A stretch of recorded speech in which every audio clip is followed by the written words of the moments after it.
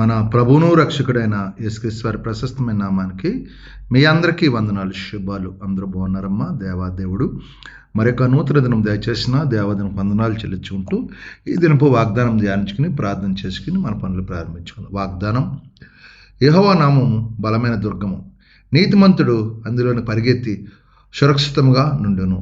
సామెతల గ్రంథం 18వ అధ్యాయం 10వ వచనంలో ఈ మాట రాయబడింది. సామెతల గ్రంథం 18వ అధ్యాయం 10వ వచనంలో ఈ వాగ్దానం రాయబడింది. నీతిమంతుడు అందులోకి పరిగెత్తిగా సురక్షితంగా ఉంటాడు. అందులోకి వెళ్ళినప్పుడు ఎలా సురక్షితంగా ఉంటాడండి. ఆయన నామాన్ని బట్టి, ఆయన మాట బలము, నోటి మాట ద్వారా అద్భుతాలు చేస్తాడు ఆయన.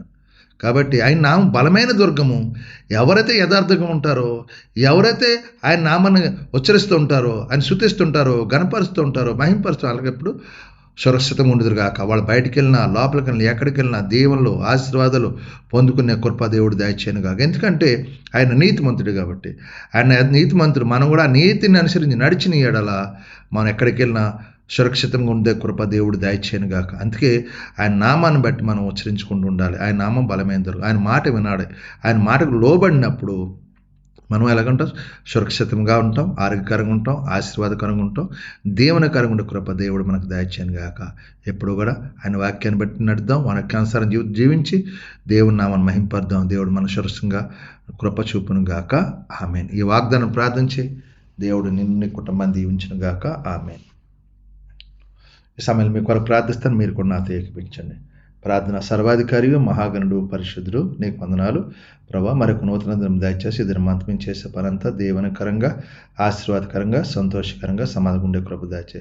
యజమానుల ద్వారా తోటి పని వారి ఇక్కడ అక్కడ సహాయించి, పని భారమూతులు అక్కడ సహాయించండి. మాకున్న బలహీనతలు ముట్టండి, స్వస్థపరచండి. హాస్పిటలైజేషన్లో ముట్టండి, స్వస్థపరచండి. కుటుంబ సమస్యలతో బాధపడుతున్న విడుదల దాచండి. అప్పులు బంధకాల నుంచి విడిపించి, తాగుడు వ్యసనాలు దూరపరచండి. ఈ కుటుంబంలో యవన కుమారు తల్లిదండ్రుల మాటలో పడే కృప దయచండి. చదువుకుని కార్యక్రమం బిడ్డలకు మంచి ఉద్యోగాలు దయచండి. ఈరోజు పుట్టినరోజు, పెళ్లి రోజులు జరుపుకున్న బిడ్డలను దీవించండి, ఆశ్రయించండి. ఇలాంటి పుట్టినరోజులు, పెళ్లి రోజులు ఎన్నో జరుపుకున్న కృప బిడ్డలకు దయచేసి కృప చూపి దీవించమని ఈ దినమంతా మీరు ఎక్కల్చండి, భద్రపరిచి, కాచి, దాచి కాపాడు. మీకే మహిమా ఘనత ప్రభావం పొందుకొని యేసు పరిశుద్ధమడుతున్నాను తండ్రి. ఆమేన్. ప్రభు నామంలో ఈ వీడియో వీక్షించిన ప్రతి ఒక్కరికి జీసస్ స్వస్థత ప్రార్థనా మందిరం వారి ప్రత్యేక వందనాలు తెలియజేసుకుంటున్నాము. మరి ఇంకెన్నో సందేశాలు, వీడియోలు, సంఘ కార్యక్రమాలు మీకు అందుబాటులోకి రావడానికి పక్కనే ఉన్న సబ్స్క్రైబ్ బటన్ని ప్రెస్ చేసి బెల్ ఐకాన్ని కూడా ప్రెస్ చేయాల్సిందిగా కోరుకుంటున్నామండి.